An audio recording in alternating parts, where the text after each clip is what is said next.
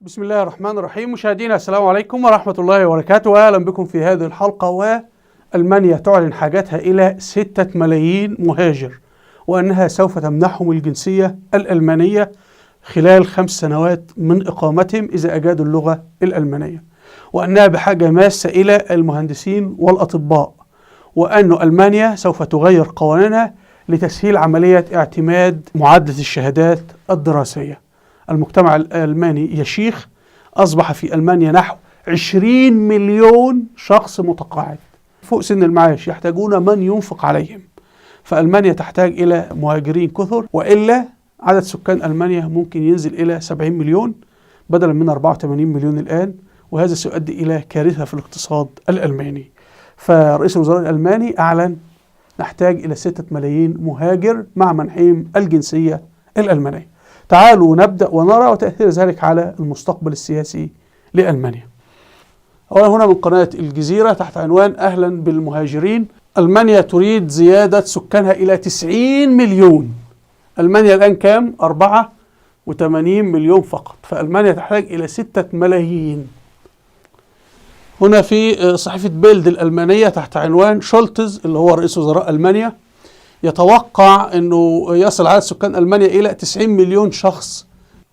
الحكومة الألمانية أعلنت أنها تحتاج مطلوب 400 ألف عامل سنويا ستعطيهم إقامة. قال أن هذا حتى في الأعمال اليدوية، أعمال الزراعة، أعمال البناء في نقص، تحتاج إلى 400 ألف، وإلا هيحصل مشاكل في الاقتصاد الألماني. أيضا الحكومة الألمانية أعلنت أنها ستعترف بالشهادات الجامعية للمهندسين والأطباء، لأنه هي محتاجة تعمل معادلة، وطبعا من ضمن المشاكل اللي بتحصل مسألة المعادلة. وقالوا طالما إقامة 5 سنوات تحصل على الجنسية. أيضا رئيس الحكومة الألمانية قال الجنسية سوف تمنح بعد الإقامة ب5 سنوات فقط، مجرد أن يتعلم اللغة الألمانية. وفقا لما أعلنه رئيس الحكومة الألمانية هم عاملين معادلة، إذا احنا استقبلنا سنويا 400 ألف مهاجر عدد سكان ألمانيا سيصل إلى 90 مليون. طب لو استقبلت ألمانيا 300 ألف مهاجر في السنة، قال هنحافظ على عدد السكان 85 مليون نسمة، لكن سيكون هناك مشكلة. صحيح سنحافظ على نفس عدد السكان، لكن المشكلة في تقدم السن في ألمانيا. يعني الآن متوسط العمر في ألمانيا 80 سنة، لكن يتوقعون متوسط العمر في ألمانيا يصل إلى 90 سنة، فعدد اللي هم على المعاش أكثر. فال 85 مليون منهم الآن 20 مليون يعني لا يعملون، هم مجرد عالة كبار في السن يتقاضون معاشات، فغضون سنوات سوف يصبح عددهم 25 مليون 30 مليون من كام؟ من 85 مليون. فأنت ال 85 مليون هم منهم كام لا يعمل أصلا، كام أطفال، كام عواجيز. طبعا هنا مشكلة أن ألمانيا أصبح مجتمع في شيخوخة. متوسط العمر في ألمانيا 80 عاما، تخيلوا. فإيه المشكلة يا جماعة؟ المشكلة أنه سن التقاعد في ألمانيا في المتوسط 62 سنة.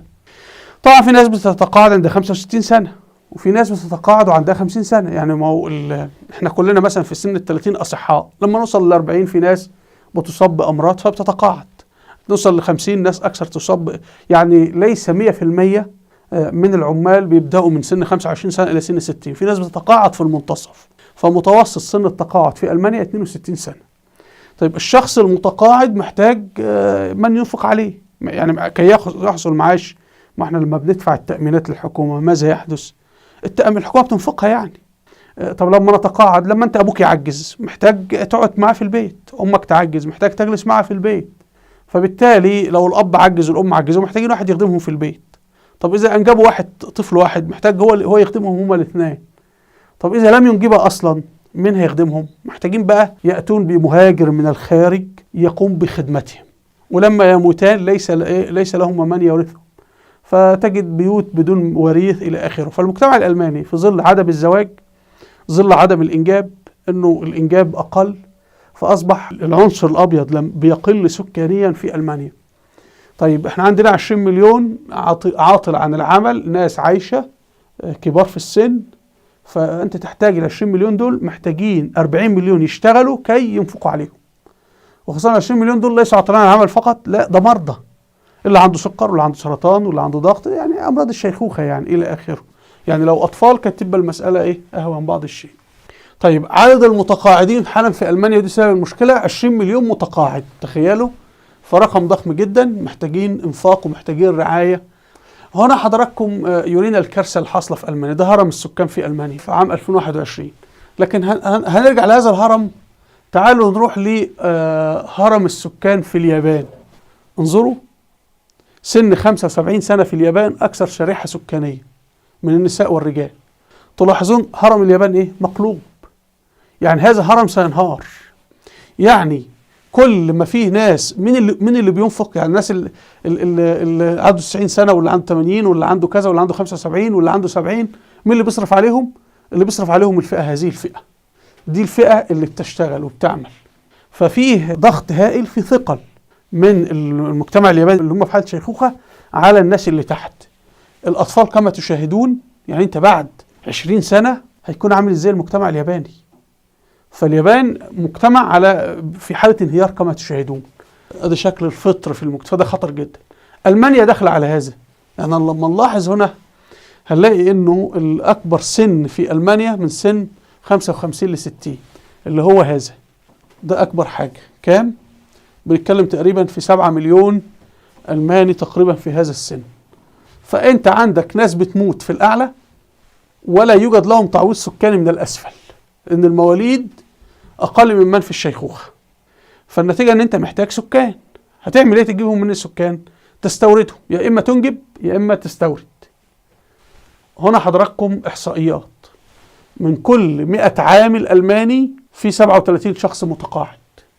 فاحنا بناخد التأمينات وضرائب من 100 عامل كي ندفع المرتبات المعاشات المتقاعدين، 37 متقاعدين. 66% من العمال في ألمانيا أعمارهم بين 55 سنة و64 سنة.